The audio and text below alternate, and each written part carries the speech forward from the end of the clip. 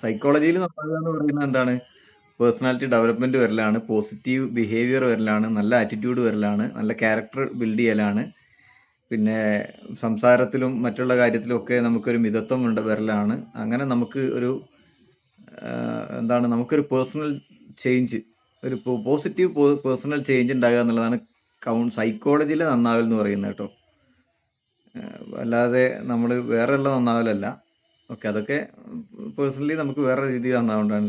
സൈക്കോളജിയിലെ നന്നാവൽ എന്ന് പറയുന്നത് നമുക്കൊരു പോസിറ്റീവ് ആറ്റിറ്റ്യൂഡ്, നമ്മുടെ പിന്നെ മനോഭാവത്തിലുള്ള മാറ്റം, നമുക്ക് മൊത്തത്തിലൊരു ചേഞ്ച് എല്ലാ കാര്യത്തിലും, പ്രത്യേകിച്ച് നമ്മുടെ ക്യാരക്ടറിൽ, മെന്റൽ ഹെൽത്ത്, മെന്റലി നമ്മളൊരു ചേഞ്ച് ചെയ്യില്ല, മാനസികമായിട്ട് നമുക്കൊരു മാറ്റം വരിക എന്നുള്ളതാണ് പ്രധാനപ്പെട്ട. ഓക്കെ, ഞാനിപ്പം ക്ലാസ് തുടങ്ങാത്തത് കുറെ ആളുകൾ ഇങ്ങനെ കയറിക്കൊണ്ടിരിക്കുന്നുണ്ട് കേട്ടോ, അതുകൊണ്ടാണ്. ഓക്കെ, ഏതായാലും ഇനി നമുക്ക് തുടങ്ങാം. റെഡി? ഓക്കെ, ആരാണ് പറയാ നമ്മൾ കഴിഞ്ഞ ലാസ്റ്റ് ക്ലാസ് എന്താണ് പറഞ്ഞതെന്ന് ഒരു ഒരു ഒരു അബ്സ്ട്രാക്ട് ചെറിയ രീതിയിൽ ഒരു വിവരണം. മനോജ് സാർ പറഞ്ഞോളൂ, മൈക്ക് ഓൺ ചെയ്തിട്ട് അങ്ങ് പറഞ്ഞോളൂ. ഇന്ന് ആദ്യം കയറിയ ആള് പിന്നെ മനോജ് സാറാണെന്ന് തോന്നുന്നു അല്ലേ? മൈക്ക് ഓൺ അല്ല, mic മ്യൂട്ടാണ്.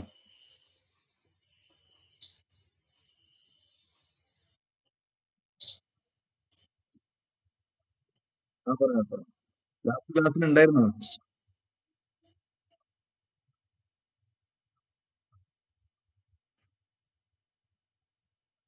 Okay. Okay.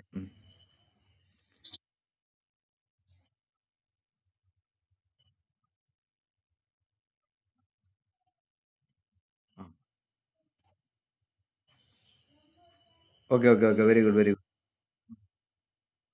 Okay. Okay, correct, correct ആണ്. നമ്മൾ ലാസ്റ്റ് കൗൺസിലിംഗിലെ സ്റ്റെപ്പുകളിൽ മൂന്നാമത്തെ സ്റ്റെപ്പാണ് നമ്മൾ ചർച്ച ചെയ്തത്. ഒന്ന്, രണ്ട്, മൂന്ന് ചർച്ച ചെയ്തു.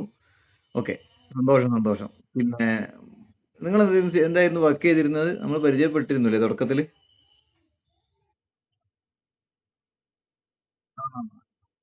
Yes, yes, yes. ആ ആ, ഓക്കെ, ഓക്കെ. തൃശ്ശൂരായിരുന്നില്ലേ പറഞ്ഞേ? മാഹിയാണ്, മാഹിയാണ്. ഓക്കെ. പിന്നെ ഈ സ്റ്റേറ്റ് ജി എസ് ടിയിലുള്ള മാറ്റം, പെട്രോളിൽ മാഹിയിൽ കാര്യമായ മാറ്റമൊന്നുമില്ലല്ലോ. ടോട്ടൽ സാധാരണയുള്ള മാറ്റം തന്നെ ഉള്ളൂ.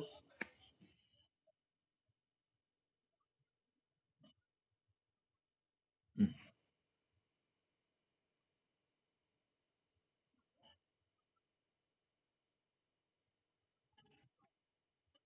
ഉം. അതെ, അതെ. ആ, ഉം.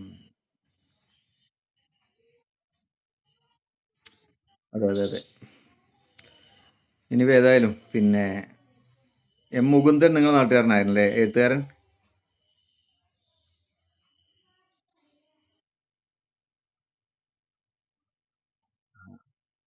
വള്ളൂരിലെ. ഉം. ഓക്കെ. ഏതായാലും മാഹിയുടെ ചരിത്രം നമ്മുടെ ഗ്രൂപ്പിലുള്ള എല്ലാവർക്കും അറിയോ? മാഹി ഫ്രാൻസുകാരുടെ അധിനിവേശ മേഖലയായിരുന്നു അല്ലേ? 1953 അല്ലേ? 53 ഫ്രഞ്ചുകാര് ഇന്ത്യയിൽ നിന്ന് പോകുന്നത്.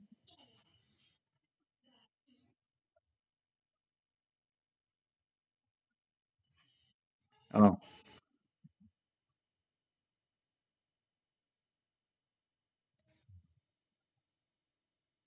ഉം, ഉം.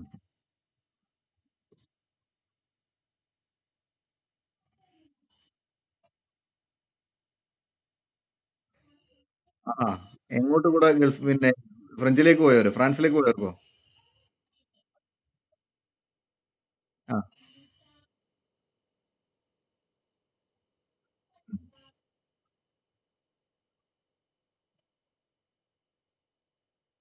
ആ, ആ, ആ, ആ, ആ, ആ. അതൊരു പുതിയ അറിവാണല്ലോ. ആ, ഓക്കേ. പുതിയ അറിവാണ്.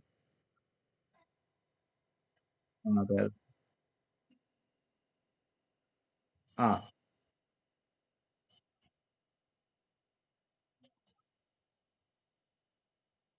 ഉം.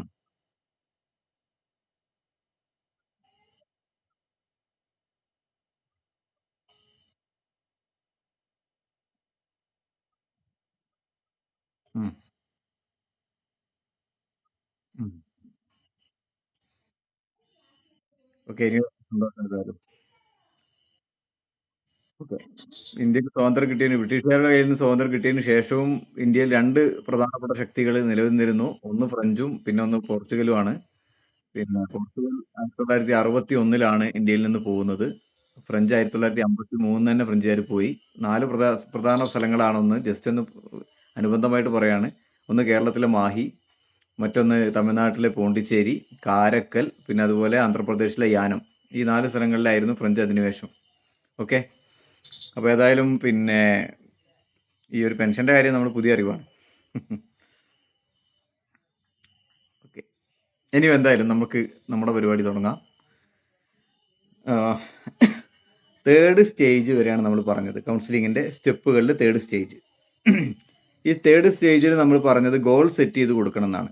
അപ്പോൾ നല്ല നല്ല ലക്ഷ്യങ്ങൾ കൊടുക്കണം, അവർക്ക് പിന്നെ പ്ലാൻ ഉണ്ടാക്കി കൊടുക്കണം. ഇനി ഈ ഉണ്ടാക്കിയ പ്ലാനുകളൊക്കെ ഇംപ്ലിമെന്റ് ചെയ്യുന്ന ഒരു സമയമാണ് ഇംപ്ലിമെന്റേഷൻ സ്റ്റേജ് എന്ന് പറയുന്ന നാലാമത്തെ സ്റ്റേജ്. ക്ലിയർ? കാരണം അത് നമുക്കിതൊരു സ്റ്റെപ്പ് ബൈ സ്റ്റെപ്പ് ആയിട്ട് പറയുന്നത് എന്തിനാന്ന് വെച്ച് കഴിഞ്ഞാൽ അതിന്റെ ഓർഡറിൽ അങ്ങ് പോയി കഴിഞ്ഞാൽ കുറെ കൂടി എഫക്റ്റീവ് ആയിട്ട് കൗൺസിലിംഗ് ചെയ്യാൻ പറ്റും. ഓക്കെ. അപ്പോൾ thank you for your information Manoj sir. Okay, yes yes, Manoj സാറിന് ഒരു പ്രത്യേക താങ്ക്സ് ഉണ്ട് കേട്ടോ. ഓക്കെ.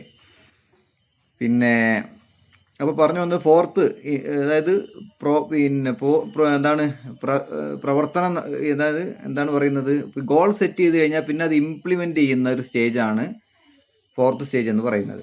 ഓക്കെ. അപ്പോൾ അതിന് ചിലപ്പോൾ ഒരാഴ്ച തെറാപ്പി കൊടുക്കേണ്ടി വരും, അല്ലെങ്കിൽ 2 ആഴ്ച 3 ആഴ്ച എന്നൊക്കെ പറഞ്ഞ ചിലപ്പോൾ കുറേ സമയം ഇത് വ്യത്യസ്ത സാധനങ്ങൾ ഇങ്ങനെ കൊടുത്ത് ആക്ടിവിറ്റി കൊടുത്ത് ചെയ്ത് ചെയ്ത് ചെയ്ത് ചെയ്ത് കൊണ്ടുവരിപ്പിക്കുക, ഇടക്കിടക്ക് പിന്നെ സെൻറ്ററിലേക്ക് വരുത്തിക്കുക. പിന്നെ അത് കൂടെ തന്നെ പിന്നെ എന്ത് ചെയ്യാൻ പറ്റും അവർക്ക്, പിന്നെ എന്തെങ്കിലും മാറ്റങ്ങൾ വരുത്താനുള്ളതിൽ അതാത് സമയത്ത് മാറ്റങ്ങൾ വരുത്താനുള്ളത് ചെയ്തു കൊടുക്കുക. അങ്ങനെ നമ്മൾ കൊടുക്കുന്ന വർക്ക് പ്രാക്ടീസ് ചെയ്യിപ്പിക്കുന്ന അല്ലെങ്കിൽ ഒരു പ്രാക്ടിക്കൽ സ്റ്റേജിനെയാണ് നമുക്ക് ഫോർത്ത് സ്റ്റേജ് എന്ന് പറയുന്നത്. ക്ലിയർ? നമുക്ക് പെട്ടെന്ന് തന്നെ പറഞ്ഞു പോവാം, കാരണം ഫോർത്ത് സ്റ്റേജ് നമുക്ക് കുറേ സമയം എടുത്ത് പറയേണ്ടതല്ല.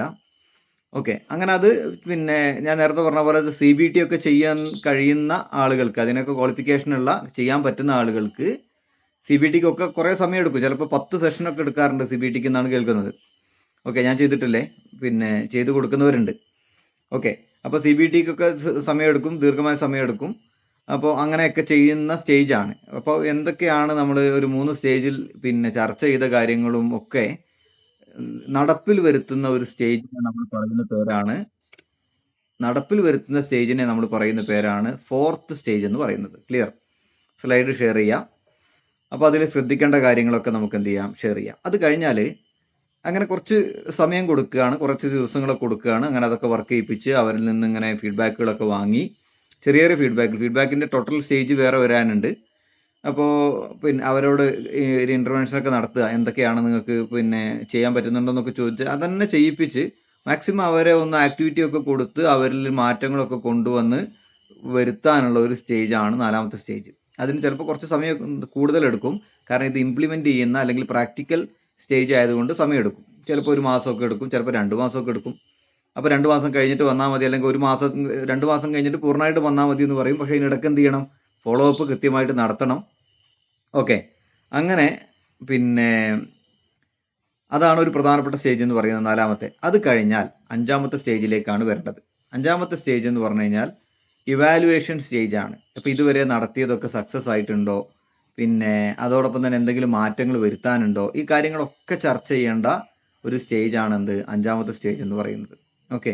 അതിൽ ചിലപ്പോൾ പുതിയ പുതിയ മാറ്റങ്ങൾ വരുത്തേണ്ടി വരും. പിന്നെ ചിലപ്പോൾ അഫോർഡബിൾ ആയിക്കൊള്ളണമെന്നില്ല, ചിലപ്പോൾ അതിൽ പിന്നെ ചെറിയ ചെറിയ ചേഞ്ചുകൾ വരുത്താൻ, ഇതൊക്കെ ചെയ്യാം. ഇതിനൊക്കെ പറ്റുന്ന ഒരു സ്റ്റേജാണ് 5th സ്റ്റേജ് എന്ന് പറയുന്നത്. ഓക്കെ. ഈ 5th സ്റ്റേജോട് കൂടിയിട്ട് നമ്മൾ കൗൺസിലിയോട് ക്ലയന്റിനോട് പറയണം, എന്തെന്നറിയോ, അല്ലെങ്കിൽ ഓർമ്മപ്പെടുത്തി കൊടുക്കണം, നമ്മൾ എന്ത് ചെയ്യാൻ പോവാണ്, കൗൺസിലിംഗ് ഇങ്ങനെ അവസാനിക്കാൻ പോവാണ്. കാരണം ഇനിയും കൗൺസിലറെ ഡിപ്പെൻഡ് ചെയ്തുകൊണ്ട് തന്നെ പോകാൻ കഴിയില്ല. കാരണം ഇതൊരു കോഴ്സാണല്ലോ. അപ്പോൾ ഈ കോഴ്സ് കംപ്ലീറ്റ് ചെയ്യാൻ പോവാണ്. ഈ കോഴ്സ് കംപ്ലീറ്റ് ചെയ്ത് കഴിഞ്ഞാൽ പിന്നെ കൗൺസിലി അല്ലെങ്കിൽ ക്ലയൻറ്റ് സെൽഫ് മോട്ടിവേറ്റഡ് ആവണം. സ്വയം അയാൾക്ക് പ്രശ്നങ്ങൾ ഉണ്ടാകുമ്പോൾ അയാൾ സ്വയം കൈകാര്യം ചെയ്യാൻ കഴിയണം. എല്ലാ സമയവും സെൻറ്ററിലേക്ക് വരാൻ കഴിയില്ല. അപ്പോൾ കൗൺസിലിംഗ് എന്ന് പറയുന്ന ഔദ്യോഗിക പ്രോസസ്സ് ഏകദേശം അവസാനിക്കാൻ പോവുകയാണെന്നുള്ള ഒരു ധാരണ കൊടുക്കണം. അപ്പോൾ എന്താണെന്ന് പറയാൻ കാരണം എന്ന് വെച്ച് കഴിഞ്ഞാൽ, ചില ആളുകൾക്ക് പിന്നെ ഇങ്ങനെ കഥകൾ പറഞ്ഞു തുടങ്ങിയാൽ ചിലപ്പോൾ ഭയങ്കര ഇഷ്ടപ്പെടും. എന്ന് പറഞ്ഞാൽ ഇങ്ങനെ ഇടയ്ക്കിടയ്ക്ക് വരാനും എപ്പോഴും ഷെയർ ചെയ്യാനും ഒക്കെ പറ്റും തോന്നും. ചെറിയ ഫീ ഒക്കെ വാങ്ങുന്നവർക്കൊക്കെ അങ്ങനെ സംഭവിക്കാറുണ്ട്. ചിലപ്പോൾ ഒരു പാക്കേജൊക്കെ പറയുമ്പോൾ ഇപ്പോൾ ഇത്രയും സ്റ്റേജിനൊക്കെ ഇത്രയാണ് എമൗണ്ട് വരിക എന്നൊക്കെ പറഞ്ഞു വരുമ്പോൾ ചിലപ്പോൾ എന്നാൽ പിന്നെ ഇടയ്ക്കിടയ്ക്ക് എപ്പോഴും വന്ന് കളയാലോ എന്നൊക്കെ കരുതി ഇങ്ങനെ വന്ന് എപ്പോഴും വിഷമങ്ങളൊക്കെ സങ്കടങ്ങളും സന്തോഷങ്ങളൊക്കെ ഇങ്ങനെ ഷെയർ ചെയ്യുന്ന പിന്നെ ആളുകളുണ്ട്, ദീർഘമായി സംസാരിക്കുന്ന ആളുകൾ. അപ്പോൾ അവർക്ക് അത്ര ദീർഘമായി സംസാരിക്കാനുള്ള സ്പേസ് ഒന്നും ഒരു ഒഫീഷ്യൽ അല്ലെങ്കിൽ ഒരു പ്രൊഫഷണൽ കൗൺസിലറുടെ സെൻറ്ററിൽ ഉണ്ടാവില്ല. ഇനി ആളുകളൊന്നും വരുന്നില്ല, ഫുൾ ഫ്രീ ആണെങ്കിൽ കുഴപ്പമൊന്നുമില്ല. ഇനി അല്ലാത്ത ആളുകൾക്ക് ചിലപ്പോൾ തിരക്ക് കൂടിക്കഴിഞ്ഞാൽ എന്താവും, ഇഷ്ടംപോലെ ആളുണ്ടാവും. അപ്പോൾ ഇങ്ങനെ എല്ലാ ദിവസവും എപ്പോഴും ഒരേ ആളെ ഇങ്ങനെ നോക്കുക എന്നൊക്കെ പറയുന്നത് പ്രയാസമാണ്. ചിലപ്പോൾ നമ്മുടെ കൗൺസിലിങ്ങിൻ്റെ ഒരു സ്റ്റൈൽ കൊണ്ട് കൗൺസിലി അല്ലെങ്കിൽ ക്ലയൻറ്റ് വിചാരിക്കും എല്ലാം പറയാം, എപ്പോഴും കയറി ചെല്ലാം, എന്ത് സംശയവും തീർക്കാം എന്നൊക്കെ വിചാരിക്കും. കാരണം നമ്മൾ അങ്ങനെയാണല്ലോ ഇടപഴകുക. പക്ഷെ അവർക്ക് ബോധ്യപ്പെടുത്തി കൊടുക്കണം ഇതൊരു പ്രൊഫഷണൽ കൗൺസിലിംഗ് ആണ്, ഇതിന് അതിൻ്റേതായ റൂൾസ് ആൻഡ് റെഗുലേഷൻസ് ഉണ്ട്, അതിൻ്റെ കൃത്യമായൊരു ഫ്രെയിം വർക്ക് ഉണ്ട്. ഇതൊക്കെ ബോധ്യപ്പെടുത്തി കൊടുക്കണം. എങ്കിൽ മാത്രമേ അവർക്കും ഇതൊരു പ്രൊഫഷണൽ കൗൺസിലിംഗ് ആയിട്ട് ഫീൽ ചെയ്യുള്ളൂ. ഓക്കെ, അപ്പോൾ അത് നമ്മുടെ ഭാഗത്ത് ശ്രദ്ധിക്കേണ്ടതാണ്. നമ്മൾ എത്രത്തോളം ഫ്രീ ആണ്, എത്രത്തോളം അവരുമായിട്ട് റാപ്പോ ബിൽഡ് ചെയ്തിട്ടുണ്ട്, അവർ എത്രത്തോളം ഫ്രണ്ട്സാണ്, ഇതൊക്കെ ശരിയൊക്കെ തന്നെയാണ്. പക്ഷെ അപ്പോഴും നമ്മുടെ പ്രൊഫഷണാലിറ്റി എന്ത് ചെയ്യാൻ പാടില്ല, കളയാൻ പാടില്ല. ഓക്കെ, അപ്പോൾ അതിനർത്ഥം ഡിസ്റ്റൻസ് കീപ്പ് ചെയ്യേണ്ട സ്ഥലത്ത് ഡിസ്റ്റൻസ് കീപ്പ് ചെയ്യണം. ഓക്കെ, പിന്നെ നോ പറയേണ്ട സ്ഥലത്ത് നോ പറയണം, അത് പറയാൻ കഴിയണം. അപ്പോൾ അങ്ങനെ നമ്മൾ ആ രീതിയിൽ കൂടെ കാണുമ്പോഴേ പിന്നെ ചില ഉദ്യോഗസ്ഥന്മാരെ കണ്ടില്ല, നമ്മുടെ ഹയർ ഉദ്യോഗസ്ഥന്മാർ വളരെ ഫ്രണ്ട്ലി ആയിരിക്കും, എന്നാൽ ഒഫീഷ്യൽ കാര്യങ്ങൾക്ക് അവർ വളരെ സ്ട്രിക്റ്റ് ആയിരിക്കും. ഓക്കെ, ഇപ്പം നമുക്ക് വളരെ ഫ്രണ്ട്ലി ആയ സമയത്ത് നമുക്ക് ചിലപ്പോൾ തോളിൽ കൈയിടാനും പിന്നെ എടാ പോടാ വിളിക്കാനൊക്കെ പറ്റുമായിരിക്കും. പക്ഷേ എന്താണ് ഒഫീഷ്യലി അപ്രോച്ച് ചെയ്യേണ്ട സമയത്ത് അല്ലെങ്കിൽ കൃത്യമായി അതിൽ കാര്യത്തിൽ അതാരാണെങ്കിലും അവർ വളരെ സ്ട്രിക്റ്റ് ആയിരിക്കും.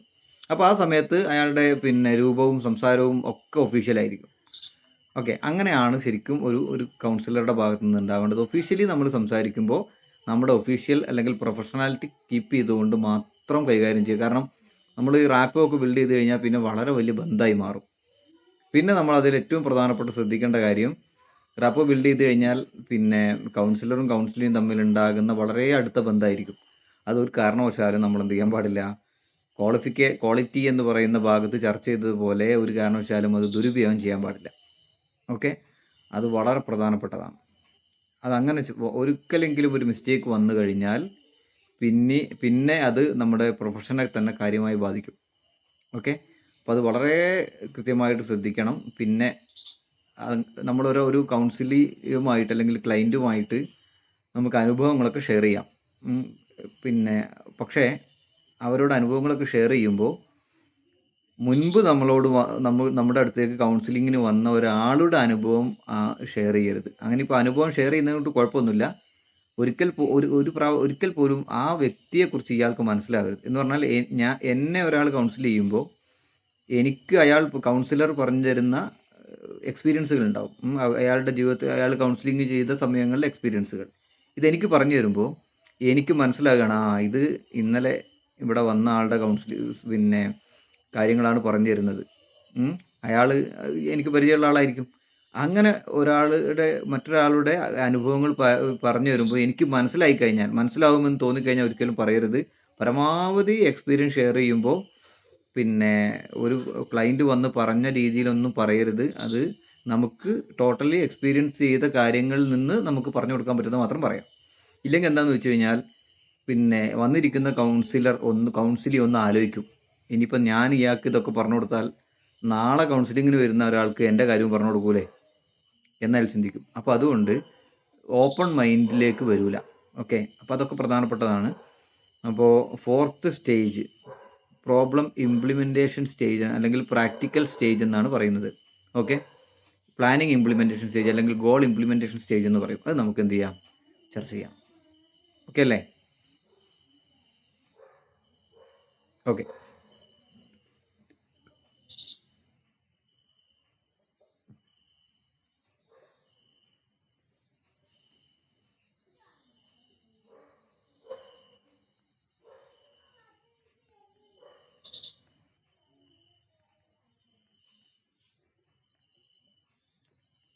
ഒരു സെക്കൻഡ് കേട്ടോ.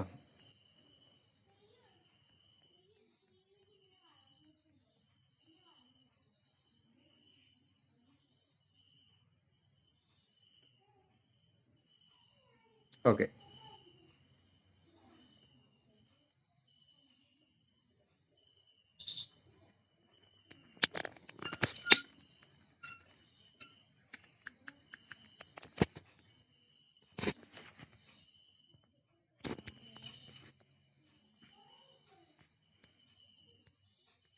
കാണുന്നുണ്ടോ? ഓക്കെ, പെട്ടെന്ന് പറഞ്ഞു പോകാം. ഓക്കെ, അപ്പോൾ തേർഡ്, ഒന്നാമത്തെ സ്റ്റേജ് റിലേഷൻഷിപ്പ് ബിൽഡിംഗ് ആണ്. അത് കഴിഞ്ഞാൽ രണ്ടാമത്തെ സ്റ്റേജ് പ്രോബ്ലം എക്സ്പ്ലോർ ചെയ്യുന്ന സ്റ്റേജ് ആണ്. ആ പ്രോബ്ലം എക്സ്പ്ലോറേഷനിലാണ് നമുക്ക് കൃത്യമായിട്ട് എന്താണ് പ്രോബ്ലത്തെ അടിസ്ഥാന കാരണങ്ങൾ എന്നൊക്കെ മനസ്സിലാകുക, എല്ലാ പ്രശ്നങ്ങളും മനസ്സിലാകുന്നത്. മൂന്നാമത്തെ സ്റ്റേജ് രണ്ട് പേർക്കും ധാരണയായി കഴിഞ്ഞാൽ പിന്നെ അടുത്തൊരു ഗോൾ സെറ്റ് ചെയ്ത് കൊടുക്കുന്നതാണ്. നാലാമത്തെ സ്റ്റേജ് ഇംപ്ലിമെന്റേഷൻ അല്ലെങ്കിൽ പ്രോബ്ലം സോൾവിങ് സ്റ്റേജ് ആണ്. ഇംപ്ലിമെന്റിങ് സ്ട്രാറ്റജീസ് സൊല്യൂഷൻസ് ആണ്. ഓക്കെ, അപ്പോൾ ഞാൻ പറഞ്ഞുതരാം, വായിച്ചു തരാം, പെട്ടെന്ന് ശ്രദ്ധിച്ചു നോക്കണം. This is the action oriented stage where the counsellor introduces strategies, coping mechanism and techniques to help the client resolve their issues. അതായത് കഴിഞ്ഞ ഒരു സ്റ്റേജിൽ ഒരു കൗൺസിലർ ചർച്ച ചെയ്ത കാര്യങ്ങൾ എന്താണ് ഇംപ്ലിമെന്റ് ചെയ്യുന്ന ഒരു സ്റ്റേജാണ്. എന്തൊക്കെയാണ്? ഇൻട്രൊഡ്യൂസസ് സ്ട്രാറ്റജീസ്, പുതിയ നല്ല നല്ല നല്ല ആശയങ്ങൾ, സ്ട്രാറ്റജികൾ പരിചയപ്പെടുത്തി കൊടുക്കുക. കോപ്പിംഗ് മെക്കാനിസം, പ്രശ്നങ്ങൾ വരുമ്പോൾ അതിനെ പരിഹരിക്കാൻ പറ്റുന്ന രീതിയിലുള്ള മെത്തേഡുകൾ പറഞ്ഞു കൊടുക്കുക. ടെക്നിക്കുകൾ, ഇതൊക്കെയാണ് ഈ ഒരു സ്റ്റേജിൽ നിന്ന് ചെയ്ത് കൊടുക്കേണ്ടത്. ഓക്കെ, ഇത് പഠിപ്പിക്കുകയാണെങ്കിൽ അത് എന്ത് ചെയ്യണം, ചെയ്യിപ്പിക്കണം. അതിങ്ങനെ പ്രാക്ടിക്കൽ ചെയ്യിപ്പിക്കുക. Finding and using solutions to help the client, ക്ലയൻറ്റിനെ സൊല്യൂഷൻസ് കണ്ടെത്താനും പ്രേരിപ്പിക്കണം, അതോടൊപ്പം തന്നെ ചെയ്യാനും പ്രേരിപ്പിക്കുക. കണ്ടെത്താൻ പ്രേരിപ്പിക്കുക എന്ന് പറഞ്ഞാൽ എന്താണ്? എല്ലാം നമുക്ക് പറഞ്ഞു കൊടുക്കാൻ പറ്റണമെന്നൊന്നുമില്ല. പക്ഷേ നമ്മൾ പറഞ്ഞു കൊടുത്ത കാര്യങ്ങൾ പല രീതിയിൽ അപ്ലൈ ചെയ്യാൻ നമുക്ക് എന്ത് ചെയ്യണം, സാധിക്കണം. ഇപ്പോൾ നമുക്ക് ഒരാൾക്ക് ഭയങ്കര മാനസിക സംഘർഷം വരുന്നു, ഇടയ്ക്കിടയ്ക്ക് വെറുതെ എന്ത് ചെയ്യുന്നു, ടെൻഷൻ അടിക്കുന്നു എന്ന് പറഞ്ഞ് നമ്മുടെ അടുത്തേക്ക് വരുന്നു. അയാൾക്ക് നമുക്ക് കൊടുക്കാൻ പറ്റുന്ന ആക്ടിവിറ്റികൾ ഉണ്ടല്ലോ, മെഡിറ്റേഷൻ, അതുപോലെ അഫർമേഷൻ പോലെയുള്ള കാര്യങ്ങൾ, അയാളുടെ പ്രശ്നങ്ങൾ മനസ്സിലായി കഴിഞ്ഞാൽ, അതേ സമാനമായ വേറൊരു കേസ് ഉണ്ടായി കഴിഞ്ഞാൽ വീണ്ടും അതേപോലെ തന്നെ വന്ന് കൗൺസിലറെ കാണേണ്ട ആവശ്യമില്ല. ഈ പറയുന്ന നമ്മൾ പറഞ്ഞു കൊടുത്ത മെത്തേഡുകൾ തന്നെ ഉപയോഗിച്ചാൽ മതി. അപ്പോൾ അത് എന്ത് ചെയ്യണം, അവരെ അതിലേക്ക് ഒരു മോട്ടിവേറ്റഡ് ആക്കി കൊണ്ടുവരണം, സഫിഷ്യൻ്റ് ആക്കി കൊണ്ടുവരണം. At this stage the counsellor and the client work together to put plan into action. അതാണ് പ്രധാനപ്പെട്ട വരി, അതൊന്ന് നോട്ട് ചെയ്ത് വെച്ചോ. At this stage the counsellor, രണ്ടാമത്തെ പാരഗ്രാഫിൽ കേട്ടോ, the counsellor and the client work together to put plan into action. Okay, ഏറ്റവും പ്രധാനപ്പെട്ടതാണ്. ക്ലയൻറ്റും കൗൺസിലറും ഒരുമിച്ച് അവരുടെ പ്രവർത്തനങ്ങൾ, അവർ ചെയ്ത പ്ലാനിങ്ങുകൾ ആക്ഷനിലേക്ക് കൊണ്ടുവരുന്ന ഒരു സ്റ്റേജാണിത്. ഓക്കെ, പ്രവർത്തനത്തിലേക്ക് കൊണ്ടുവരുന്നതാണ്. ഓക്കെ, മതി. It's time to use the goals they have set and try out different ways to solve the problems. അതുകൂടി നോട്ട് ചെയ്തോ. It's time to use the goals they have set. അവർ പരസ്പരം ചർച്ച ചെയ്ത് തീരുമാനിച്ച ഗോളുകൾ, ലക്ഷ്യങ്ങൾ എന്താണ്? Set and try out different ways to solve the problem. അത് ഉപയോഗപ്പെടുത്തിയിട്ട്, അത് വെച്ചിട്ട് വ്യത്യസ്ത രീതിയിൽ എന്ത് ചെയ്യാണ്, ആ പ്രോബ്ലം സോൾവ് ചെയ്യാനുള്ള മെത്തേഡുകൾ ആവിഷ്കരിക്കുന്ന ഒരു സ്റ്റേജാണ്. ഓക്കെ, ജസ്റ്റ് ഒന്ന് അങ്ങനെ നോട്ട് ചെയ്ത് പോയാൽ മതി. ഓക്കെ, എന്തൊക്കെയാണ്? ക്ലിയർ അല്ലേ? സിമ്പിളായിട്ട് നിങ്ങൾക്ക് മനസ്സിലാകുന്ന മലയാളത്തിൽ എഴുതിയാൽ മതി, മനസ്സിലാകുന്ന ഇംഗ്ലീഷിൽ എഴുതിയാൽ മതി. ഓക്കെ, കേൾക്കുന്നില്ലേ? ക്ലിയർ അല്ലേ? ഇടയ്ക്കൊന്ന് എസ് പറയണേ. Okay, then what happen?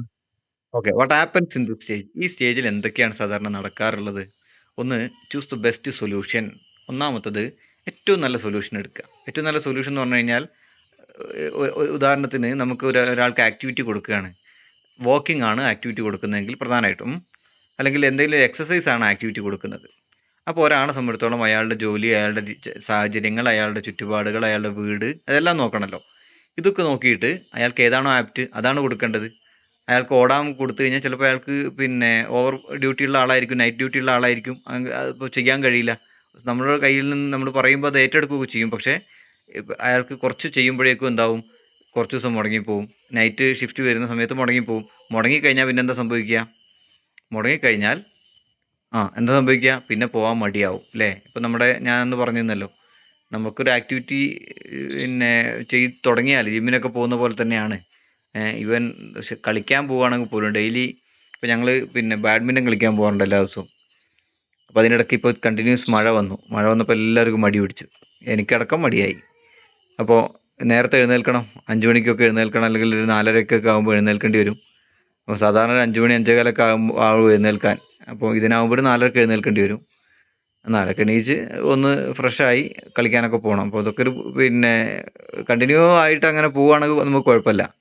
പക്ഷെ അതിൻ്റെ ഇടയ്ക്ക് 2 ദിവസം കുറച്ച് ബ്രേക്ക് വന്നു കഴിഞ്ഞാൽ പിന്നെ എങ്ങനെ പോവാതിരിക്കാമെന്നാണ് നമ്മൾ ആലോചിക്കുക. എല്ലാവരുടെയും മനസ്സിലത് തന്നെയാണ്, ഇന്ന് ഇല്ലാതിരുന്നെങ്കിൽ നന്നായിരുന്നു എന്ന് വിചാരിക്കും. എന്നാലും ആരെങ്കിലും ഒരാൾ മോട്ടിവേറ്റ് ചെയ്യാനുണ്ടെങ്കിൽ അയാൾ എല്ലാവരെയും വിളിച്ചെന്ത് ചെയ്യും, കൊണ്ടുപോകും ചെയ്യും. ഓക്കെ, അപ്പോൾ അതുപോലെ തന്നെയാണ് ബെസ്റ്റ് സൊല്യൂഷനാണ് കൊടുക്കേണ്ടത് കേട്ടോ. പിന്നെ ടീച്ച് യൂസ്ഫുൾ സ്കിൽസ്. ഓക്കെ, രണ്ടാമത്തത് നല്ല പിന്നെ യൂസ്ഫുള്ളായ സ്കില്ലുകൾ പഠിപ്പിച്ചു കൊടുക്കുക. സ്കില്ല് എന്ന് പറഞ്ഞാൽ അറിയാലോ, നല്ല സ്കിൽ ഡെവലപ്മെൻറ്റ് സെൻ്ററുകളൊക്കെ കേട്ടിട്ടില്ലേ? അതുപോലെ നമ്മുടെ ഉള്ളിൽ കുറേ സ്കില്ലുകളുണ്ട്, കഴിവുകളുണ്ട്. ആ കഴിവുകൾ, ഉള്ളിൽ നിന്നുള്ള കഴിവുകൾ, അതിനെ പിന്നെ ഡെവലപ്പ് ചെയ്ത് കൊണ്ടുവരാൻ പഠിപ്പിക്കുക. ഇപ്പോൾ എന്താണ്, counsellor may teach the client how to manage stress, control emotions, improve communication or solve problem step by step. Okay, ഇപ്പോൾ എനിക്ക് എൻ്റെ അറിവിൽ തന്നെ ഒരു സ്ത്രീ കുറേയൊക്കെ കുടുംബ പ്രശ്നങ്ങളൊക്കെ ഉള്ള വലിയ പ്രശ്നങ്ങളുള്ളവരാണ്. അപ്പോൾ അവർക്ക് പിന്നെ കൗൺസിലർ ഒന്നും കണ്ടിട്ടില്ല എന്നാണ് ഞാൻ മനസ്സിലാക്കുന്നത്. പക്ഷെ ആരോ ഭയങ്കര പ്രശ്നമാണ്, വീട്ടിലിങ്ങനെ ഒറ്റപ്പെട്ടിരിക്കുക, എപ്പോഴും ഒരു മൂകത, പിന്നെ എന്തൊക്കെയോ കുടുംബത്തിൽ പ്രശ്നങ്ങളുണ്ട്, വലിയ വലിയ പ്രശ്നങ്ങളൊക്കെ ഉണ്ട്. പക്ഷേ ആരോ ഒരാൾ പറഞ്ഞു കൊടുത്ത ഒരു മെത്തേഡ് അവർക്ക് അത് അവരുടെ ലൈഫിനെ തന്നെ കംപ്ലീറ്റ് മാറ്റി. അതിനൊരു വലിയ കൗൺസിലറുടെ ആവശ്യമൊന്നും വേണ്ടി വന്നില്ല. അതായത് അവർക്ക് ടൗണിനോട് ചേർന്ന സ്ഥലത്താണ് താമസിക്കുന്നത്, കുറച്ച് ദൂരമൊന്നുമില്ല, വലിയ ദൂരമൊന്നുമില്ല ടൗണിലേക്ക്. അപ്പോൾ എപ്പോഴും പ്രശ്നങ്ങളും പ്രാരാബ്ദങ്ങളും വിഷമവും സാമ്പത്തിക ബുദ്ധിമുട്ടൊക്കെ ഇങ്ങനെ ഒരു അലട്ടിക്കൊണ്ടിരിക്കുന്ന സ്ത്രീയായിരുന്നു. അപ്പോൾ ആരോ ഒരാൾ പറഞ്ഞു കൊടുത്തു അവരോട്, നിങ്ങൾക്കൊരു കാര്യം ചെയ്തുകൂടെ, ടൗണിനോടടുത്തല്ലേ താമസിക്കുന്നത്, ടൗണിനെ ഉപയോഗപ്പെടുത്തിയാൽ പിന്നെ നിങ്ങൾക്ക് സാമ്പത്തികവും ഗുണമാണ്, നിങ്ങൾക്ക് മാനസികമായിട്ടും ഒക്കെ ഗുണങ്ങളുണ്ടാവും. അപ്പോൾ എന്താ ചെയ്യേണ്ടതെന്നൊക്കെ ചോദിച്ചപ്പം ആരോ പറഞ്ഞു കൊടുത്തു, നിങ്ങൾ ജസ്റ്റ് ഒരു പിന്നെ പലഹാരങ്ങൾ ഉണ്ടാക്കുക, ചെറിയ കുറച്ച് പലഹാരങ്ങൾ. അത് നിങ്ങൾക്ക് വേണമെങ്കിൽ എന്ത് ചെയ്യാം, ഏതെങ്കിലും ഷോപ്പിൽ കൊടുക്കാം, അല്ലെങ്കിൽ നിങ്ങൾക്ക് തന്നെ ആരെങ്കിലും ഏൽപ്പിച്ച് പിന്നെ വൈകുന്നേരങ്ങളിലൊക്കെ കൊടുക്കാം, ചായക്കടി പോലെയുള്ള സാധനങ്ങൾ ഉണ്ടാക്കാം. അപ്പോൾ അവർക്കതൊരു പിന്നെ ആദ്യം ഒന്നും അക്സെപ്റ്റ് ചെയ്യാൻ പറ്റിയിട്ടില്ല. അതിൻ്റെ ലൈസൻസ് എടുക്കണമെന്നും അതിന് പിന്നെ മാർക്കറ്റ് ഉണ്ടാവുമെന്നും കൺസ്യൂമർ ഉണ്ടാവുമെന്നും വരുമോയെന്നും സാമ്പത്തികം എങ്ങനെ കണ്ടെത്തുമെന്നൊക്കെ പ്രശ്നം ഉണ്ടായിരുന്നു മനസ്സിൽ. പക്ഷേ അതാരൊക്കെയോ ഒരു ക്യാപിറ്റൽ എമൗണ്ട് എന്നുള്ള രീതിയിൽ ഇനിഷ്യൽ എമൗണ്ട് കൊടുത്തു. അതങ്ങ് തുടങ്ങിക്കഴിഞ്ഞപ്പോൾ എന്താണ്, വളരെ ഹാപ്പിയാണ്, വളരെ സക്സസ്ഫുള്ളാണ്. അപ്പോൾ അവർക്ക് അവരുടെ ജീവിതത്തിലെ പ്രശ്നങ്ങളൊക്കെ കഴിഞ്ഞു, നെഗറ്റീവ് പ്രശ്നങ്ങളൊക്കെ തീർന്നു, വളരെ ഹാപ്പിയാണ്. എന്ന് പറഞ്ഞാൽ അവർക്ക് പിന്നെ ചിന്തിച്ചിരിക്കാൻ സമയമില്ല. കാരണം രാവിലെ നേരത്തെ എഴുന്നേറ്റ് വർക്ക് തുടങ്ങിയാൽ മാത്രമേ വൈകുന്നേരം ആകുമ്പോഴേക്കും എന്ത് ചെയ്യുള്ളൂ, പിന്നെ കാര്യങ്ങൾ ചെയ്യാൻ കഴിയുള്ളൂ. അങ്ങനെ വീണ്ടും ഒരു സ്റ്റാഫിനെ വെക്കുന്നു, 2 സ്റ്റാഫിനെയൊക്കെ വെച്ച് ഇപ്പോൾ വളരെ ഹാപ്പി ആയിട്ട് എന്ത് ചെയ്യുന്നു, ടൗണിലൊക്കെ കുറച്ച് കടികളും കാര്യങ്ങളൊക്കെ രാവിലെയും കൊടുക്കുന്നുണ്ട്, വൈകുന്നേരം കൊടുക്കുന്നുണ്ട്. ആദ്യം വൈകുന്നേരം മാത്രമായിരുന്നു. അപ്പോൾ എന്താണ് അവരുടെ ജീവിതത്തിൽ വന്ന മാറ്റം എന്ന് വെച്ച് കഴിഞ്ഞാൽ ഒന്നുമില്ല, കുറേ നെഗറ്റീവ് ചിന്താഗതികൾ ഒറ്റയ്ക്കിരുന്ന് വർക്കൊന്നും ഇല്ലാതെ വരുമ്പോൾ, സാമ്പത്തിക ബുദ്ധിമുട്ടൊക്കെ വരുമ്പോൾ ഉണ്ടാകുന്ന പ്രശ്നങ്ങൾ, അതിന് മുമ്പുണ്ടായിരുന്ന ട്രോമകളൊക്കെ ഉണ്ട്. പക്ഷേ ഇതൊക്കെ ഒറ്റയ്ക്കിരിക്കുമ്പോഴും പിന്നെ ആരോടും ഷെയർ ചെയ്യാനില്ലാതെ ഇരിക്കുന്ന സമയത്തൊക്കെ ആകുമ്പോൾ ഇതിങ്ങനെ എപ്പോഴും ട്രിഗർ ചെയ്തുകൊണ്ടിരിക്കും മനസ്സിൽ, ഓർമ്മകൾ ഇങ്ങനെ വന്നുകൊണ്ടിരിക്കും, അതിങ്ങനെ അലട്ടും. അപ്പോൾ വീണ്ടും നെഗറ്റീവ് ആവും, വീണ്ടും അസുഖമാവും, പലപ്പോഴായിട്ട് മാനസിക ബുദ്ധിമുട്ടുകൾ വരും. അപ്പോൾ ഇതിങ്ങനെ വല്ലാത്ത അലട്ടിക്കൊണ്ടിരിക്കുന്ന സമയത്ത് ആരോ നല്ല ആശയം പറഞ്ഞു കൊടുത്തു, ആശയം ചെയ്യുന്നു. അപ്പോൾ പിന്നെ ഇപ്പോൾ ഒന്നിനും സമയമില്ല, ഒന്നും ആലോചിക്കാൻ സമയമില്ല. ആവശ്യത്തിന് അത്യാവശ്യം പൈസ വരുന്നുണ്ട്, മാസത്തിൽ ജോലിക്കാർക്ക് ശമ്പളം കൊടുക്കാൻ പറ്റുന്നുണ്ട്, 2 ആൾ ജോലിക്കാരുണ്ട്, വീട്ടിൽ നിന്ന് തന്നെയാണ് ചെയ്യുന്നത്. അപ്പോൾ അവർ വീണ്ടും എന്ത് ചെയ്യാണ്, ഇനി അവരുടെ ചിന്താഗതി എന്താണ്, പഴയതിങ്ങനെ ആലോചിച്ചിരിക്കലല്ല. ആദ്യം വൈകുന്നേരങ്ങളിൽ കൊടുത്ത കടികൾ രാവിലെ കൂടി കൊടുക്കാൻ എങ്ങനെ പറ്റുമെന്ന് ആലോചിച്ചു. അങ്ങനെ ഒരു സ്റ്റാഫിനെ കൂടി അഡീഷണൽ വെച്ചു, അങ്ങനെ രാവിലെ കൂടി കൊടുക്കുന്നു. ഇനി അവർ ആലോചിക്കുന്നത് എന്താണ്, ഇപ്പോൾ അവർ സ്വന്തമായിട്ടൊരു പിന്നെ ഷോപ്പ് തുടങ്ങാനാണ് ആലോചിക്കുന്നത്. അപ്പോൾ അതിന് മാർക്കറ്റ് ഉണ്ടെന്ന് അവർക്ക് മനസ്സിലായി. അപ്പോൾ അതൊരു സ്വന്തമായി ഷോപ്പ് ചെയ്യുന്നു, അതോടൊപ്പം തന്നെ മറ്റു ഷോപ്പുകളിലേക്ക് കൊടുക്കുന്നു. ഓക്കെ. അപ്പം ഞാൻ പറഞ്ഞു വന്നത് ഇത്രയേ ഉള്ളൂ.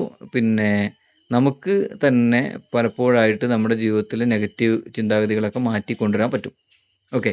അപ്പോൾ അതിന് പിന്നെ നല്ല സ്കില്ലുകൾ ഡെവലപ്പ് ചെയ്ത് കൊടുക്കാൻ മതി. ചിലപ്പോൾ പാട്ട് പാടുന്ന ആളുകളുണ്ട്. അപ്പോൾ ഇപ്പോൾ കണ്ടില്ലേ നിങ്ങൾ, നമുക്ക് പലപ്പോഴും പിന്നെ ഈ സോഷ്യൽ മീഡിയകളിൽ കാണുന്ന പല വീഡിയോസും, ചെറിയ ചെറിയ വീഡിയോസ്, റീൽസുകളൊക്കെ, അതൊക്കെ പലരുടെയും പല പിന്നെ വലിയ മെൻ്റൽ സ്ട്രെസ്സിൽ നിന്നും കരകയറാൻ അവർ കണ്ടെത്തിയ മാർഗങ്ങളായിരിക്കാം.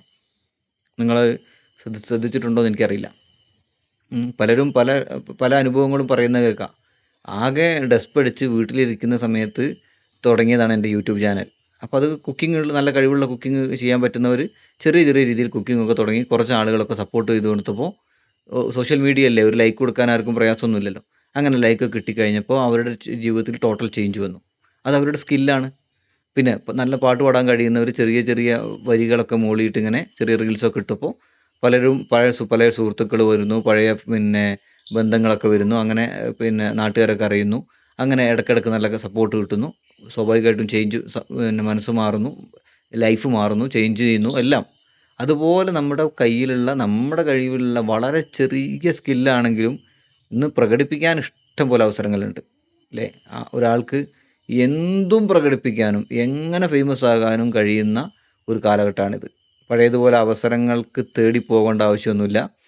നമ്മുടെ കയ്യിലുള്ള റിസോഴ്സുകൾ ഉപയോഗിച്ച് കഴിഞ്ഞാൽ ഏത് വ്യക്തിക്കും എന്ത് ചെയ്യാൻ പറ്റും, വേൾഡ് ഫേമസ് ആകാം, അല്ലെങ്കിൽ അത്യാവശ്യം ഫേമസ് ആകാൻ പറ്റും. അതിന് പലരും പല മെത്തേഡുകളാണ് ഉപയോഗിക്കുന്നത്. ചിലർ നെഗറ്റീവ് പബ്ലിസിറ്റിയിലൂടെ പോകുന്നുണ്ട്, ചിലർ പോസിറ്റീവ് പബ്ലിസിറ്റിയിലൂടെ പോകുന്നുണ്ട്, ചിലർ കുറച്ച് സമയം എടുക്കുന്നുണ്ടെങ്കിൽ പോലും നമ്മുടെ ലൈഫ് എൻഗേജ് ചെയ്ത് ഹാപ്പിയായി സന്തോഷത്തോടുകൂടി പോകാൻ പറ്റുന്ന ഒരുപാട് ഉപകരണങ്ങൾ, അല്ല ഒരുപാട് സാഹചര്യങ്ങൾ നിലവിൽ നമ്മുടെ കയ്യിലൊക്കെ ഉണ്ട്. അത് നമ്മുടെ ഉള്ളിലുള്ള സ്കിൽ ഡെവലപ്പ് ചെയ്തെടുത്തു കഴിഞ്ഞാൽ നമുക്കത് കണ്ടെത്താവുന്നതേ ഉള്ളൂ. ഓക്കെ. അപ്പോൾ പുസ്തകം എഴുതാൻ പറ്റുന്നവർക്ക്, പിന്നെ കവിത എഴുതാൻ പറ്റുന്നവർക്ക്, ഇനി കവിത ആലപിക്കാൻ പറ്റുന്നവർക്ക്, പിന്നെ അത്തരം അവസരങ്ങളൊക്കെ ഉണ്ടല്ലോ. സ്വന്തമായിട്ട് ഇനി നിങ്ങൾക്ക് സ്റ്റേജ് കിട്ടുന്നില്ല, എന്തിനാ സ്റ്റേജ്? നമുക്ക് പിന്നെ 10 ആൾ സ്റ്റേജിന്, അല്ലെങ്കിൽ 100 ആൾ സ്റ്റേജിന് മുമ്പിൽ നിന്ന് കാണുന്ന അവസരം അതിനേക്കാൾ കൂടുതൽ ആയിരക്കണക്കിന് ആളുകൾ കാണുന്ന മൊബൈലും പിന്നെ സാധനങ്ങളും നമ്മുടെ കയ്യിലുണ്ടല്ലോ. അപ്പം ഇത്തരം നല്ല നല്ല പിന്നെ രീതികളൊക്കെ ഉപയോഗപ്പെടുത്തി കഴിഞ്ഞാൽ പല മാറ്റങ്ങളും വരും. അത് സ്കിൽ ഡെവലപ്പ് ചെയ്ത് കൊണ്ടുവരിക എന്നുള്ളതാണ്. അതിന് നല്ലൊരു കൗൺസിലർക്ക് എന്ത് ചെയ്യാൻ പറ്റും, അവരുടെ സ്കിൽ എന്താണെന്ന് തിരിച്ചറിഞ്ഞ് അവർ സപ്പോർട്ട് ചെയ്ത് കൊടുക്കാൻ പറ്റും. ഓക്കെ. അപ്പോൾ അവരോട് പറയാം, നിങ്ങൾക്ക് വേണമെങ്കിൽ ഇങ്ങനെ ചെറിയ ചെറിയ കവിതകളൊക്കെ എഴുതാം, വേണമെങ്കിൽ നിങ്ങൾക്ക് തന്നെ പിന്നെ പാടണ്ട, കവിതയായിട്ട് തന്നെ വേണമെങ്കിൽ എന്ത് ചെയ്യാം, പിന്നെ റീൽസൊക്കെ ആക്കിയിടാം. അങ്ങനെയൊക്കെ ചെയ്യുമ്പം അതിനനുസരിച്ച് മാറ്റങ്ങൾ അങ്ങനെ വരും. ഓക്കെ. അപ്പോൾ അതിന് വലിയ കൗൺസിലിങ്ങിൻ്റെ ആവശ്യമൊന്നും ചിലർക്കൊന്നും ആവശ്യം ഉണ്ടാവില്ല. ഓക്കെ. അപ്പം കൗൺസിലർ രണ്ടാമത്താണ് teach useful skills. Counsellor may teach the client how to manage stress, control emotions, improve communication or solve problems step by step. അതായത് പ്രശ്നങ്ങൾ എങ്ങനെ പരിഹരിക്കാൻ പറ്റും, എങ്ങനെ കമ്മ്യൂണിക്കേഷൻ ഇമ്പ്രൂവ് ചെയ്യാൻ പറ്റും, ഫാമിലിയിലെ എങ്ങനെ കമ്മ്യൂണിക്കേഷൻ നന്നാക്കി കൊണ്ടുപോകാൻ പറ്റും, ഇത് ഞാൻ പറഞ്ഞാൽ അയാൾ എന്ത് വിചാരിക്കും, അല്ലെങ്കിൽ പിന്നെ ഭർത്താവ് എന്ത് വിചാരിക്കും, ഭാര്യ എന്ത് വിചാരിക്കും, മക്കൾ എന്ത് വിചാരിക്കും, അമ്മ എന്ത് വിചാരിക്കും, പിന്നെ ഫാദർ എന്ത് വിചാരിക്കും എന്നൊക്കെ ഇങ്ങനെ ചിന്തിച്ചിട്ട് പലതും പറയാതെ എന്തോ ബ്രേക്ക് ആകുന്നുണ്ടോ?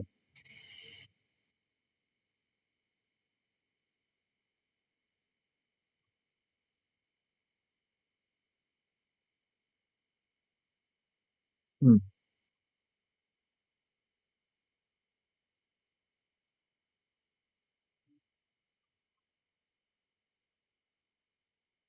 അതെ അതെ.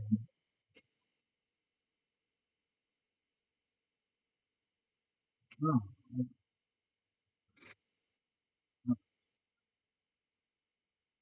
നല്ല കാര്യമാണ്, അത് കറക്റ്റാണത്. പലരും ചെയ്യുന്നുണ്ട്.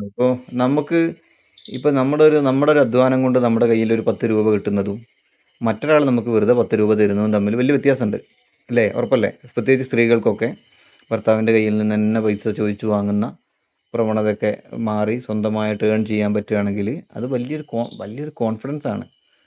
പിന്നെ മാത്രമല്ല, ചെറിയ പൈസയാണെങ്കിൽ പോലും അതിന് വലിയൊരു വാല്യൂ ഉണ്ട്.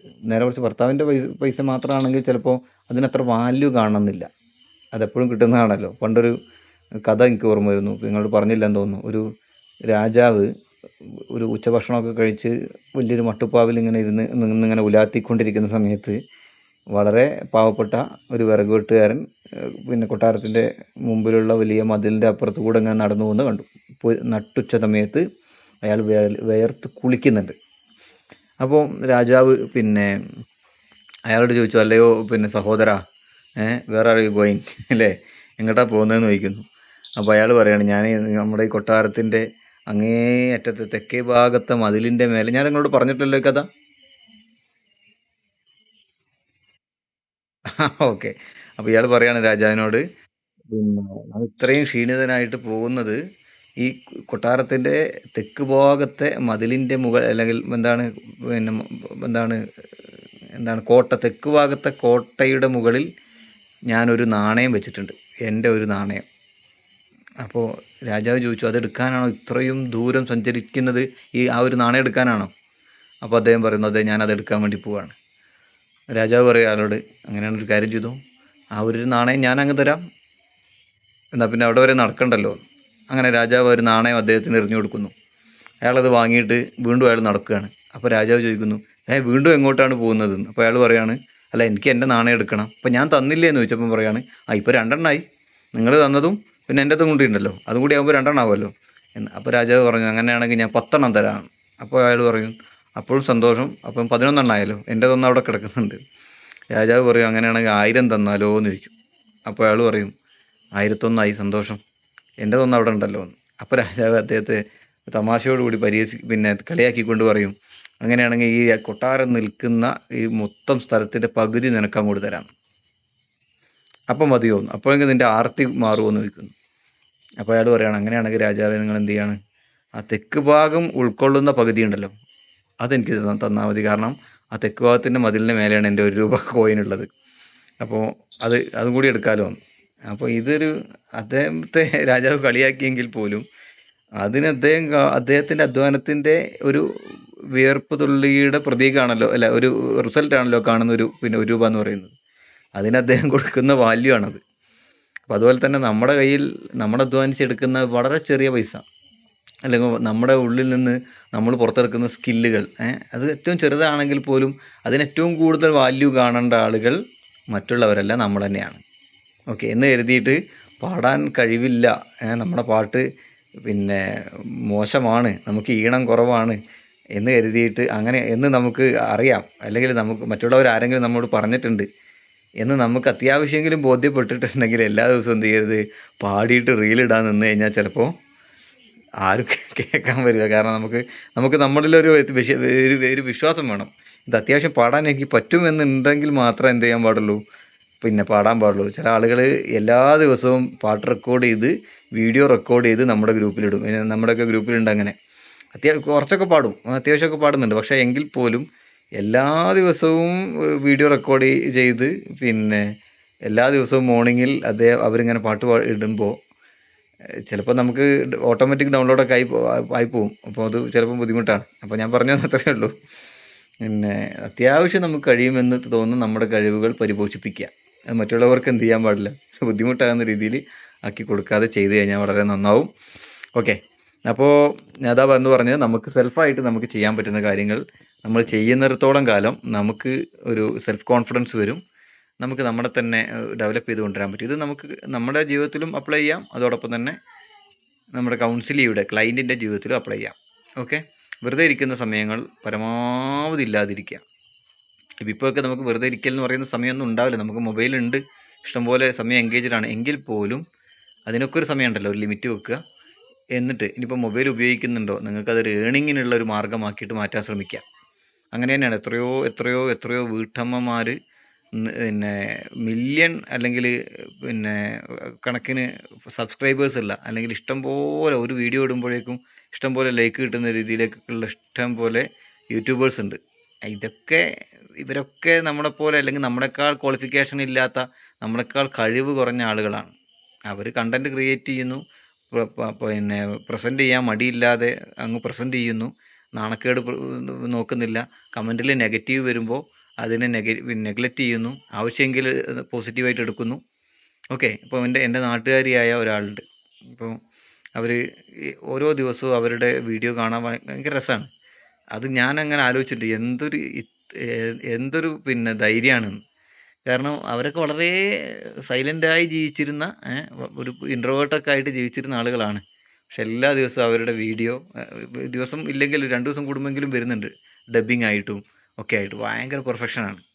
ഇഷ്ടം പോലെ ആളുകൾ പിന്നെ വ്യൂ ചെയ്യുന്നുണ്ട്, ഒരു വീഡിയോ ഇടുമ്പോഴേക്കും നല്ല കമൻറ്റുകൾ വരുന്നുണ്ട്.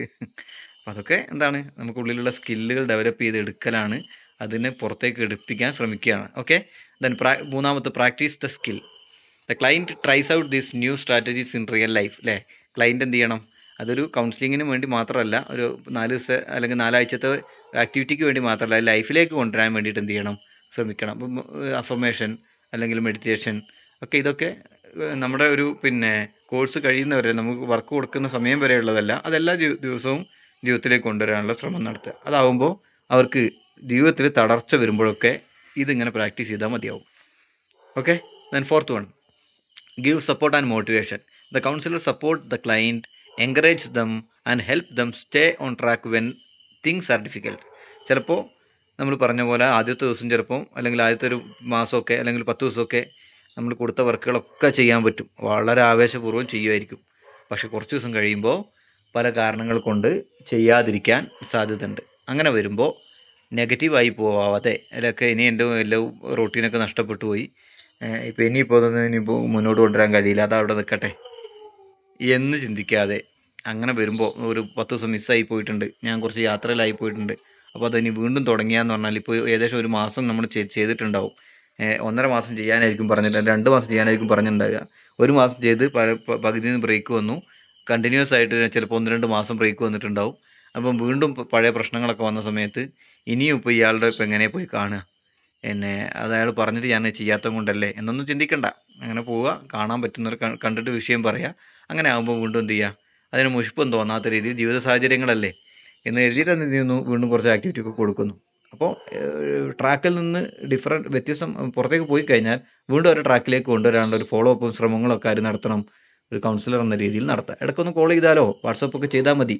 ഇപ്പോൾ എന്താണ് സ്ഥിതി, കാര്യങ്ങളൊക്കെ നടക്കുന്നില്ലേ എന്നൊക്കെ ചോദിക്കുമ്പോൾ ചിലപ്പോൾ ഒന്നും നടക്കുന്നുണ്ടാവില്ല, നമ്മുടെ മെസ്സേജ് കാണുമ്പോഴായിരിക്കും അവർക്ക് ഓർമ്മ വരിക. അപ്പം നമുക്ക് ഓക്കെ സാർ എല്ലാം ഓക്കെ ആണെന്ന് പറയും നമ്മളോട്, പക്ഷെ ഒന്നും ഓക്കെ ആയിരിക്കില്ല. എങ്കിൽ പോലും ഇടയ്ക്കൊരു ഉണർത്തൽ എന്ന രീതിയിൽ നമ്മളിങ്ങനെ മെസ്സേജ് കൊടുത്തു കഴിഞ്ഞാൽ നല്ലതാണ്. ഓക്കെ, അപ്പോൾ ഇതിൽ പ്രധാനപ്പെട്ട പോയിന്റ്സുകൾ, ഇൻട്രൊഡ്യൂസ് കൗൺസിലിംഗ് ടെക്നിക്സുകൾ. ഇപ്പോൾ സാധാരണ രീതിയിൽ ഇത്തരം കാര്യങ്ങൾക്ക് ഇൻട്രൊഡ്യൂസ് ചെയ്യുന്ന കൗൺസിലിംഗ് ടെക്നിക്കുകളാണ് CBT. നമ്മൾ മുമ്പ് പലപ്പോഴും ചർച്ച ചെയ്തിരുന്നത്, നിങ്ങൾക്ക് ആഷിഫ മിസ്സൊക്കെ എന്ത് ചെയ്യും, അതിൻ്റെ ഡീറ്റെയിൽസ് പറഞ്ഞു തരും. പിന്നെ ടോക്ക് തെറാപ്പി, മൈൻഡ്ഫുൾനെസ് തെറാപ്പി എന്നൊക്കെ പറയുന്ന കുറച്ച് സാധനങ്ങളുണ്ട്. ഓക്കെ, അപ്പോൾ അത്തരം കാര്യങ്ങളൊക്കെ നമ്മൾ എന്ത് ചെയ്യുക, ചെയ്തു കൊടുക്കുക. മൈൻഡ്ഫുൾനെസ് തെറാപ്പി എന്നൊക്കെ പറയുന്ന മൈൻഡ് ഹാപ്പി ആവാൻ പറ്റുന്ന ചില ആക്ടിവിറ്റികളും കാര്യങ്ങളൊക്കെ കൊടുക്കുക. ഓക്കെ, അപ്പോൾ ഇതൊക്കെ ജസ്റ്റ് ചെയ്ത് കഴിഞ്ഞാൽ നമുക്ക് എന്താണ്, പ്രോബ്ലം എക്സ്പ്ലോറേഷൻ സ്റ്റേജ്, പിന്നെ പ്രോബ്ലം എന്താണ് പറയുക, പിന്നെ ഇംപ്ലിമെൻറ്റിങ് സ്റ്റേജ് എന്ന് പറയുന്ന സ്റ്റേജ് നമുക്ക് മനോഹരമായിട്ട് കൊണ്ടുപോകാൻ പറ്റും. പിന്നെ അതോടൊപ്പം തന്നെ encouraging self reflection and behaviour modification. അതായത് സെൽഫ് റിഫ്ലക്ഷൻ എന്ന് പറഞ്ഞു കഴിഞ്ഞാൽ എന്താണ്, helping client adopt healthier thought patterns എന്ന് പറഞ്ഞാൽ, നമുക്ക് നമ്മളോട് ഉള്ളിൽ തന്നെ അല്ലേ സെൽഫ് റിഫ്ലക്ഷൻ വരണം. അതിന് നമുക്ക് ഉള്ളിൽ നമുക്കൊരു ബഹുമാനം വേണം, ഒരു ഇഷ്ടം വേണം. അത് എപ്പോഴും നമ്മുടെ കൂട്ടത്തിൽ അല്ലെങ്കിൽ ജനങ്ങളിൽ പലർക്കുമുള്ള ഒരു വലിയ വിഷമമാണ്, ഒരു വലിയ പ്രശ്നമാണ് സ്വന്തത്തോട് ഇഷ്ടക്കുറവ് എന്ന് പറയുന്നത്. ഞാൻ എപ്പോഴും എനിക്ക് ഇങ്ങനെയൊക്കെ തന്നെയാണ്, ഞാൻ ഇങ്ങനെയൊക്കെ ജീവിക്കുകയാണ്, എനിക്ക് എന്നും പ്രശ്നങ്ങളാണ്, ഞാൻ എപ്പോഴും പിന്നെ എൻ്റെ ചെറുപ്പത്തിൽ എൻ്റെ രക്ഷിതാക്കൾ നന്നായിട്ട് അടിച്ചിട്ടുണ്ട്, ഒറ്റപ്പെടുത്തിയിട്ടുണ്ട്, എനിക്ക് വേണ്ട പോലെ സ്നേഹം കിട്ടിയിട്ടില്ല, എനിക്ക് എൻ്റെ ആങ്ങളമാരുടെ സ്നേഹം കിട്ടിയിട്ടില്ല, ഭർത്താവ് എന്നെ സ്നേഹിച്ചിട്ടില്ല, ഇപ്പോൾ ഈ പ്രായത്തിൽ മക്കൾ എന്നെ ഒറ്റപ്പെടുത്തുന്നു, എന്നെ പിന്നെ പലപ്പോഴും ഓൾഡ് ഏജിലേക്ക്, വൃദ്ധസദനത്തിലേക്ക് കൊണ്ടുപോകാൻ ശ്രമിക്കും, ചിലപ്പോൾ ശ്രമിച്ചിട്ടൊക്കെ ഉണ്ടാവും, എന്നെ അവിടെ കൊണ്ടുപോയി തള്ളാൻ ശ്രമിക്കുകയാണ്, ഞാൻ എൻ്റെ ജീവിതം എപ്പോഴും ഇങ്ങനെ തന്നെയാണ്, എന്നും പ്രശ്നമാണ്, ഇങ്ങനെയൊക്കെ ചിന്തിക്കുന്ന ഒരുപാട് ആളുകൾ നമ്മുടെ ഇടയിലുണ്ട്. അപ്പോൾ അവർക്കെല്ലാം പ്രശ്നങ്ങളായിരിക്കും, വിഷമങ്ങളായിരിക്കും. ശരിയാണ്, സാഹചര്യങ്ങൾ വിഷമത്തിലേക്ക് കൊണ്ടുപോകുന്നുണ്ടാവും. പക്ഷേ അപ്പോൾ പോലും അത്തരം എത്രയോ ആളുകൾ നമ്മുടെ ഇടയിലുണ്ട്. പക്ഷെ അതിൽ നിന്നൊക്കെ റിക്കവർ ചെയ്തു വരുന്ന എത്രയോ ആളുകളും ഉണ്ട്. കാരണം അവർക്കിതൊന്നും, ചില ആളുകളുണ്ട് ഒരുപാട് പ്രശ്നങ്ങളുണ്ട്, പക്ഷേ ഒരു പ്രശ്നം അവരെ ബാധിക്കാറില്ല. അവർ ഫുൾ എല്ലാ ദിവസവും ഒരേ മൂഡിലായിരിക്കും. എൻ്റെ ഒരു സുഹൃത്തുണ്ട് അങ്ങനെ, ഞാൻ നിങ്ങളോട് പറഞ്ഞിട്ടറിയില്ല. അദ്ദേഹം പിന്നെ പലപ്പോഴും പല പ്രശ്നങ്ങൾ വരുമ്പോൾ അദ്ദേഹത്തിൻ്റെ മുഖത്തിൽ പോലും ഒരു ഭാവം കാണാറില്ല. ചിലപ്പം വലിയ സാമ്പത്തിക ബാധ്യതയൊക്കെ ഉണ്ടായിരുന്നു ഇതിനിടയ്ക്ക്, വലിയ കടം ഉണ്ടായിരുന്നു. പക്ഷേ അപ്പോഴും പലരും രാവിലെ വിളിക്കും പിന്നെ പൈസക്ക് വേണ്ടി. അപ്പം ചിലപ്പോൾ അവിടുന്ന് റോൾ ചെയ്തിട്ട് ഇപ്പുറത്ത് കൊടുക്കും, കുറച്ച് പ്രശ്നങ്ങൾ തീർക്കുന്നുണ്ട്. പക്ഷേ പരിഭവങ്ങളൊന്നും പറയാറില്ല. അദ്ദേഹത്തിൻ്റെ മുഖം എപ്പോഴും ഒരേ ഫിഗറിലാണ് എല്ലാ സമയവും. സന്തോഷം, പിന്നെ അത് മുഖത്തിപ്പോൾ ഒരു പുഞ്ചിരി ഉണ്ടാവും. അപ്പം അത് മാത്രമല്ല, അത് പെട്ടെന്ന് തന്നെ റിക്കവർ ചെയ്തിട്ടുണ്ട്. അദ്ദേഹത്തിൻ്റെ വേറൊരു രസമുണ്ട് എന്ന് പറഞ്ഞാൽ, ഡിഗ്രി പഠിക്കുന്ന സമയത്ത് പിന്നെ ഫസ്റ്റ് ഇയർ പേപ്പർ കുറേ എഴുതാനുണ്ടായിരുന്നു. അല്ല, ഫസ്റ്റ് ഇയർ എഴുതി. ഫസ്റ്റ് ഇയറിലെ 1-2 പേപ്പറുകൾ, സെക്കൻഡ് ഇയറിലെ കംപ്ലീറ്റ് പേപ്പറുകൾ, അങ്ങനെ തോന്നുന്നു എനിക്ക് ഓർമ്മ, തേർഡ് ഇയറിലെ പേപ്പറുകളും. ഇത് കംപ്ലീറ്റ് ക്ലാസ്സിനൊന്നും പോവാതെ വെറുതെ നടന്ന്, ഫ്രീ ആയി നടന്ന്, കളിച്ച് നടന്ന്, ജോലിക്കൊക്കെ പോയി അങ്ങനെ ആയി. പക്ഷെ അവസാന സമയത്ത് അദ്ദേഹം എന്ത് ചെയ്തു, ഇതൊക്കെ പഠിക്കണം തോന്നി. എക്സാമിന് വളരെ കുറഞ്ഞ സമയങ്ങളേ ഉള്ളൂ. കുറേ പേപ്പറുകൾ എഴുതി. എത്ര പേപ്പർ എന്ന് കറക്റ്റ് എനിക്ക് ഓർമ്മയില്ല. ഒരുപാട് പേപ്പറുകൾ എഴുതാനുണ്ടായിരുന്നു. വളരെ കൂളായിട്ട് ആ സമയത്ത് പിന്നെ എനിക്ക് തോന്നുന്നു 1-2 മാസം കൊണ്ടൊക്കെ മൊത്തത്തിൽ പഠിച്ചെടുത്ത് കംപ്ലീറ്റ് ആയിട്ട് എഴുതി തീർത്ത് കംപ്ലീറ്റ് നല്ല മാർക്കോടുകൂടി ജയിച്ചിട്ടുണ്ട്. അപ്പോൾ ആ സമയത്ത് പോലും ഞങ്ങൾ അദ്ദേഹത്തിൻ്റെ മുഖത്തൊരു ടെൻഷൻ കണ്ടിട്ടില്ല. വളരെ പഠിക്കും, നമ്മുടെ അടുത്ത് വരും, വർത്താനമൊക്കെ പറയും, ഹാപ്പി ആയിട്ട് അങ്ങ് പോകും, ഇനിയും കുറച്ച് ഇരിക്കും. അപ്പം അങ്ങനത്തെ ആളുകളുണ്ട്. അതായത് മാത്രമല്ല, പലപ്പോഴും അയാളുടെ വാക്കിൽ നിന്ന് ഞങ്ങൾക്ക് കിട്ടിയൊരു ഭയങ്കര പോസിറ്റീവ് എന്ന് പറഞ്ഞാൽ, എപ്പോഴും എന്നെ സ്വന്തം വ്യക്തിത്വത്തോട് അദ്ദേഹത്തിനൊരു ഇഷ്ടമുണ്ട്. നല്ല ഡ്രസ്സിങ്, നല്ല പിന്നെ എന്നും നീറ്റായിട്ട്, എന്നും കുളിച്ച്, വളരെ എപ്പോഴും ജസ്റ്റ് ഒന്ന് പുറത്തിറങ്ങുമ്പോൾ പോലും നല്ല നീറ്റ് ഡ്രസ്സിങ് ആണ്. അത് നല്ല ഡ്രസ്സ് ധരിക്കുക എന്ന് പറയുന്നത് നമുക്ക് നല്ല കോൺഫിഡൻസ് ഉണ്ടാക്കുന്നൊരു കാര്യമാണ്. നീറ്റായ ഡ്രസ്സ്, നല്ല ഡ്രസ്സ് എന്ന് പറഞ്ഞാൽ വില കൂടിയ ഡ്രസ്സ് എന്നൊന്നും അർത്ഥമല്ല ഞാൻ പറയുന്നത്. അത്യാവശ്യം നല്ല ഡ്രസ്സ് ഈ അയൺ ചെയ്ത് നല്ല വൃത്തിയിൽ പുറത്തൊക്കെ ഇറങ്ങുന്ന സമയത്ത് എപ്പോഴും നല്ല ഡ്രസ്സിങ്ങിൽ തന്നെ നമ്മൾ പുറത്തിറങ്ങിയാൽ അത് നമുക്ക് പേഴ്സണലി നല്ല മാറ്റം കൊണ്ടുവരും. നമുക്കൊരു പേഴ്സണൽ പോസിറ്റീവ് അറ്റ്മോസ്ഫിയർ നമുക്ക് ഉണ്ടാക്കിയെടുക്കാൻ പറ്റും. ഒരു ചേഞ്ച് വരും. നമുക്കൊരു കോൺഫിഡൻസ് ഇൻക്രീസ് ചെയ്യും. അപ്പോൾ അത് നമുക്ക് ചെറിയ കാര്യത്തിൽ പോലും നമുക്ക് ശ്രദ്ധിച്ചാൽ മതി. അപ്പോൾ നമ്മൾ ഉപയോഗിക്കുന്ന വാഹനം പിന്നെ എപ്പോഴും അത്യാവശ്യം ചെളിയൊന്നും ഇല്ലാതെ ഇടയ്ക്കിടയ്ക്കൊന്ന് വാഷ് ചെയ്ത്, എപ്പോഴും അത് കാണുമ്പോൾ നമുക്ക് തന്നെ ഒരു സന്തോഷം തോന്നുന്ന രീതിയിൽ. ചില ആളുകളൊക്കെ ഉപയോഗിക്കുന്ന കാറൊന്നുമല്ല, ബൈക്കുകളൊക്കെ നമുക്ക് ശ്രദ്ധിച്ചാൽ അറിയാം, കംപ്ലീറ്റ് ചെളിയായിരിക്കും ഉള്ളിൽ. പൊടിയും ചെളിയും, ടയറിൽ ചെളി, ആക്സിലേറ്ററിൻ്റെ ഭാഗത്ത് അടക്കം, കൈ പിടിക്കുന്നിടത്ത് ചെളി. അപ്പം പൊടിയായിരിക്കും. അത് സത്യത്തിൽ അവരുടെ ജോലിയുടെ ഭാഗമായിട്ട് കെയർ ചെയ്യാൻ മറന്നു പോകുന്നൊക്കെ ആയിരിക്കും, ശ്രദ്ധിക്കാത്തവർ. പക്ഷേ നേരെ മറിച്ച് അത് നമുക്കൊന്നുകൂടി ഇടയ്ക്കിടയ്ക്കൊന്ന് വാഷ് ചെയ്ത്, ഇടയ്ക്കൊന്ന് ഇനിയിപ്പോൾ നമുക്ക് സമയമില്ലെങ്കിൽ സർവീസ് സെൻ്ററിൽ കൊടുത്ത് അത് ഒന്ന് വൃത്തിയാക്കി, എപ്പോഴും നീറ്റ് വാഹനം ഉപയോഗിക്കുക, നീറ്റ് ഡ്രസ്സ് ഉപയോഗിക്കുക, ചെരുപ്പൊക്കെ എപ്പോഴും വൃത്തിയിൽ കഴുകി ഉപയോഗിക്കുക. പിന്നെ അത്യാവശ്യം മുടി ഇല്ലെങ്കിൽ പോലും ഉള്ള പോലെയൊക്കെ ഒന്ന് വൃത്തിയാക്കി വാർന്ന് വെക്കുക. എപ്പോഴും ഒരു ഫ്രഷായിട്ട് ഡെയിലി അങ്ങനെയൊക്കെ വരുമ്പോൾ ഉണ്ടാകുന്ന സെൽഫ് ചേഞ്ച് ഉണ്ടല്ലോ, ഒരു കോൺഫിഡൻസ്, അത് വളരെ പ്രധാനപ്പെട്ടതാണ്. ഓക്കെ, അപ്പോൾ അത് നമ്മുടെ ബിഹേവിയറിലും നമ്മുടെ ക്യാരക്ടറിലും ഒക്കെ അതിൻ്റെ റിഫ്ലക്ഷൻ ഉണ്ടാവും. പിന്നെന്താണ്, providing skills and coping strategies, നല്ല നല്ല സ്കില്ലുകൾ, ഇത്തരം കാര്യങ്ങൾ പിന്നെ എങ്ങനെ കൈകാര്യം ചെയ്യാന്നുള്ള സ്ട്രാറ്റജി കൊടുക്കൽ, stress management, emotion regulation, problem solving സ്കില്ലുകൾ, ഇതൊക്കെ പഠിപ്പിച്ചു കൊടുക്കാം. ഓക്കെ, പിന്നെ exploring alternative perspectives, helping clients reframe negative thoughts and develop a positive outlook. Negative തോട്ടുകളെ പെട്ടെന്ന് ട്രിഗർ ചെയ്യും മനസ്സിലേക്ക്. അതിനങ്ങനെ മാറ്റിക്കൊണ്ടുവരാൻ, പോസിറ്റീവിലേക്ക് കൊണ്ടുവരാൻ ശ്രമിക്കുക. ഓക്കെ, പിന്നെ ആക്ഷൻ പ്ലാൻ കൊടുക്കാൻ പറ്റും. ഇവർക്ക് ഒരു ആക്ഷൻ പ്ലാൻ കൊടുക്കുക. എന്താണ്, പേഴ്സണലൈസ്ഡ് ആക്ഷൻ പ്ലാൻ കൊടുക്കാം. വ്യക്തിയുടെ സാഹചര്യങ്ങൾക്കനുസരിച്ച് അയാൾക്കനുസരിച്ച രീതിയിൽ ഒരു പേഴ്സണലൈസ്ഡ് ഒരു ആക്ഷൻ പ്ലാൻ കൊടുക്കുക. സ്റ്റെപ്പ് ബൈ സ്റ്റെപ്പ് സ്ട്രാറ്റജി കൊടുക്കുക. സ്റ്റെപ്പ് ബൈ സ്റ്റെപ്പ് ആയിട്ട് കൊടുക്കുക. അത് പറഞ്ഞാൽ എല്ലാം കൂടി കൊടുക്കേണ്ട, കുറച്ചായിട്ട്. അഡ്ജസ്റ്റബിൾ ആൻഡ് അഫോർഡബിൾ സ്ട്രാറ്റജീസ്, മാറ്റം വരുത്താൻ പറ്റുന്ന കാര്യങ്ങളാണ് കൊടുക്കേണ്ടത്. അപ്പോൾ അത്രയും കഴിയില്ലെങ്കിൽ എന്നാൽ കുറച്ച് കൊടുക്കുക. ആ രീതിയിൽ കൊടുക്കാൻ പറ്റും. Evaluate plans which can possible or not, അല്ലേ, ചെയ്യാൻ പറ്റുന്നുണ്ടോ ഇല്ലേ എന്നുള്ളത് ഇടയ്ക്കിടയ്ക്കൊന്ന് ഇവാലുവേറ്റ് ചെയ്യാം. ഓക്കെ, ഇതാണ് ആക്ഷൻ പ്ലാനിൽ ഉൾപ്പെടുത്തേണ്ടത്. പിന്നെ ഇംപ്ലിമെൻറ്റിംഗ് സൊല്യൂഷനിൽ പ്രധാനമായിട്ട് ഉൾപ്പെടുത്തേണ്ടത്, ആഫ്റ്റർ കംപ്ലീറ്റിംഗ് എ പ്ലാൻ, ഒരു പ്ലാനൊക്കെ കംപ്ലീറ്റ് ചെയ്ത് കഴിഞ്ഞാൽ the client begins to try the method decide on by himself. അയാൾ തീരുമാനിച്ച കാര്യങ്ങൾ ചെയ്യുന്ന ഒരു സമയമാണ്, അല്ലേ. ഭയങ്കര താല്പര്യത്തോട് കൂടിയിട്ടായിരിക്കും പോവുക. എല്ലാം ഒന്നും ചിലപ്പോൾ അവർ ആഗ്രഹിച്ച പോലെ ഒന്നും ചെയ്യാൻ കഴിയണമെന്നില്ല. ഓക്കെ, എങ്കിൽ പോലും the client begins to try, അയാൾ ട്രൈ ചെയ്യാൻ തുടങ്ങുകയാണ്. The methods decide on by himself, അയാൾ സ്വയം തീരുമാനിച്ച കാര്യങ്ങളൊന്ന് ഇംപ്ലിമെൻറ്റ് ചെയ്യാൻ. ദെൻ കൗൺസിലർ പ്രൊവൈഡ്സ് എൻകറേജ്മെൻറ്റ്, അപ്പോൾ നല്ല സപ്പോർട്ട് കൗൺസിലർ കൊടുക്കണം, എൻകറേജ് ചെയ്ത് കൊടുക്കണം.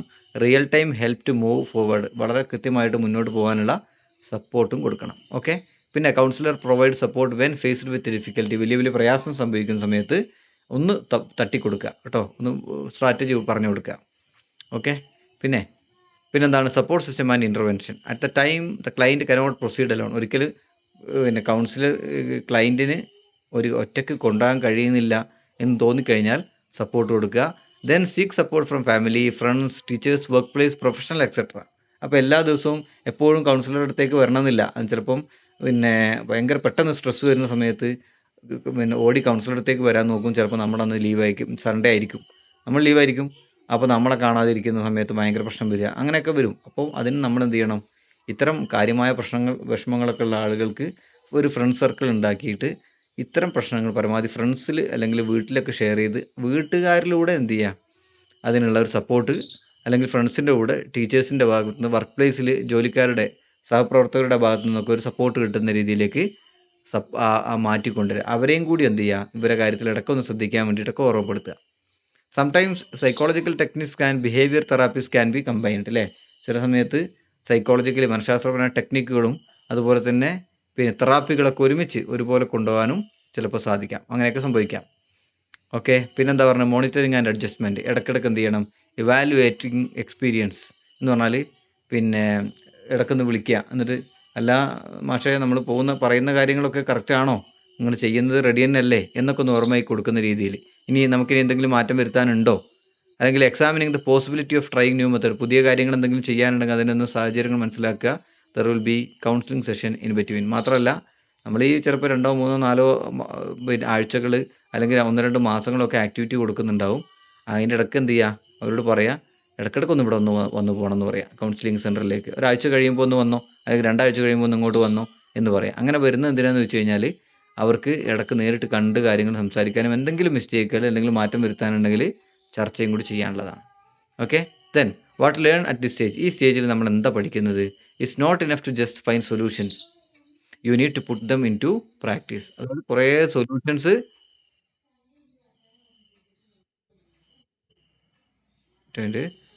സൊല്യൂഷൻസ് നമ്മളിങ്ങനെ പറഞ്ഞു കൊടുത്ത് വിട്ട് കഴിഞ്ഞാൽ ഈ ഇരിക്കുന്ന ക്ലയൻറ്റിന് തോന്നും, എനിക്ക് അത്യാവശ്യം കാര്യങ്ങളൊക്കെ മനസ്സിലായിട്ടുണ്ട്, ഇനി അത് പ്രശ്നങ്ങൾ വരുമ്പോൾ അതിങ്ങനെ പ്രാക്ടീസ് ചെയ്താൽ മതി എന്നൊക്കെ വിചാരിക്കും. പക്ഷെ അങ്ങനെയല്ല ചെയ്യേണ്ടത്.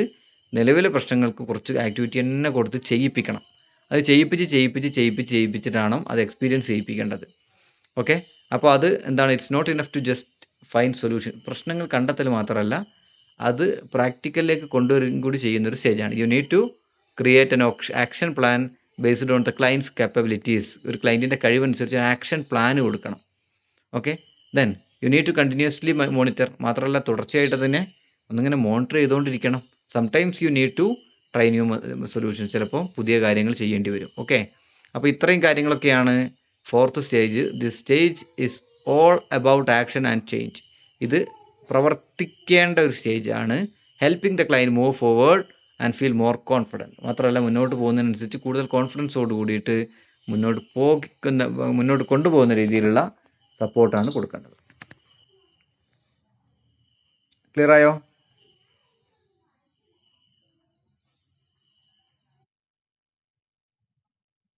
ഓക്കെ.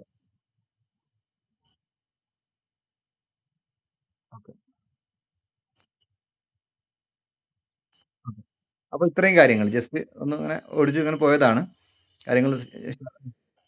പറഞ്ഞോ, എന്തുണ്ടോ?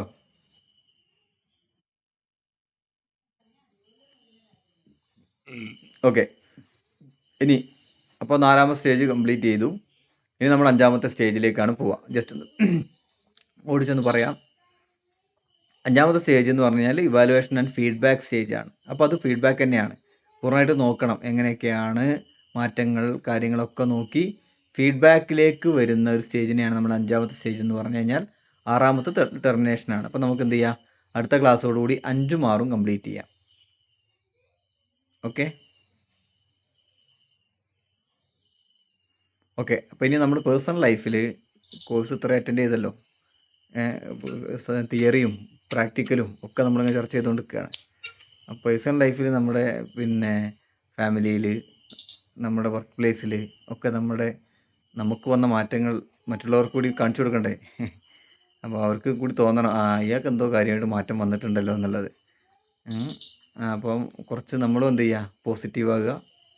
നമ്മളും മക്കളോട്, മരുമക്കളോട്, പിന്നെ ഭർത്താവിനോട്, ഭാര്യയോട് ഒക്കെ ഒക്കെ ഒക്കെ എന്താണ് നല്ലൊരു നല്ലൊരു ഒരു ആറ്റിറ്റ്യൂഡും സംസാരത്തിലുള്ള നിയന്ത്രണവും ആങ്കർ മാനേജ്മെൻറ്റും, ദേഷ്യം വരുന്ന സമയത്ത് മാനേജ് ചെയ്യാനും പിന്നെ സെൽഫ് മോട്ടിവേഷൻ എല്ലാം എല്ലാം ആയിട്ട് എന്ത് ചെയ്യുക, ഒരു മാറ്റം കൊണ്ടുവരിക. ഓക്കെ, എന്താ പറയാനുണ്ടോ?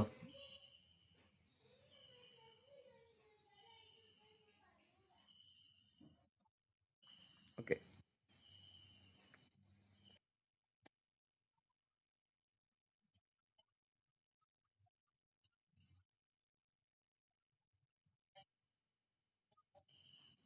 നമുക്ക് ഇപ്പോൾ ചെയ്യാൻ പറ്റുന്ന കാര്യങ്ങൾ പിന്നെ അതെ അതെ.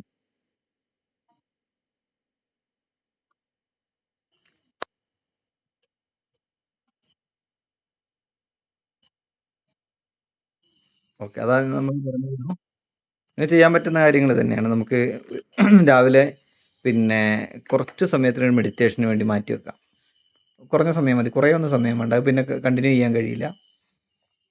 പിന്നെ നിങ്ങൾക്ക് എന്തെങ്കിലും ലൈഫിൽ ആഗ്രഹങ്ങളുണ്ടെങ്കിൽ ഒരു അഫർമേഷൻ ചെയ്യാം. അഫർമേഷൻ എന്ന് പറഞ്ഞാൽ എനിക്ക് മാത്രമല്ല, കുറേ കാര്യങ്ങൾക്ക് അഫർമേഷൻ നല്ലതാണ്.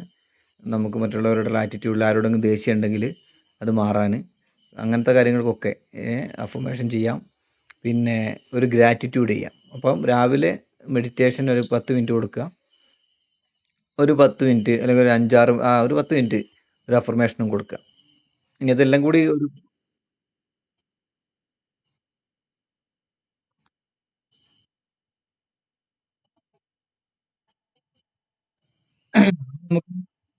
ശരിയാണത്. പോസിറ്റീവ് ആറ്റിറ്റ്യൂഡ് ഉണ്ടാക്കിയെടുക്കുക എന്നുള്ളത് തന്നെയാണ്. ഇപ്പം ചില രാഷ്ട്രീയക്കാരെ കണ്ടിട്ടില്ലേ നിങ്ങൾ?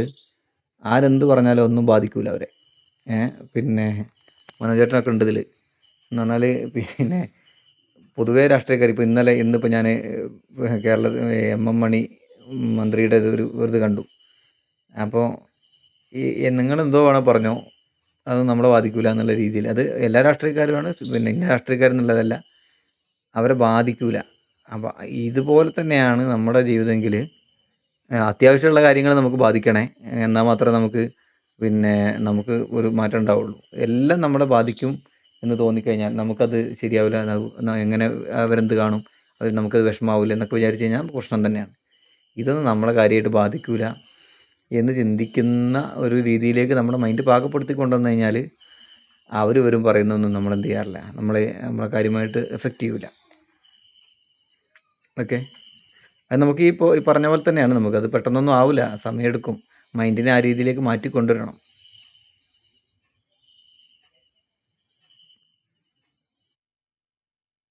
ഓക്കെ. ഓക്കെ, നമുക്ക് അവസാനിപ്പിക്കാം അല്ലേ?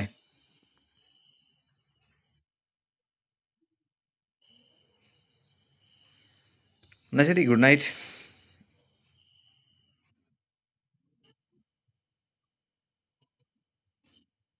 ഞാൻ ആ ഇന്നത്തെ നോട്ടും പിന്നെ ഇന്നലത്തെ നോട്ടും ഷെയർ ചെയ്യാം കേട്ടോ. ഇപ്പം തന്നെ ഷെയർ ചെയ്യാം. ഇന്നലത്തെ മീൻസ് ലാസ്റ്റ് ക്ലാസ്സിൻ്റെ നോട്ടും രണ്ടും അങ്ങ് ഷെയർ ചെയ്യാം.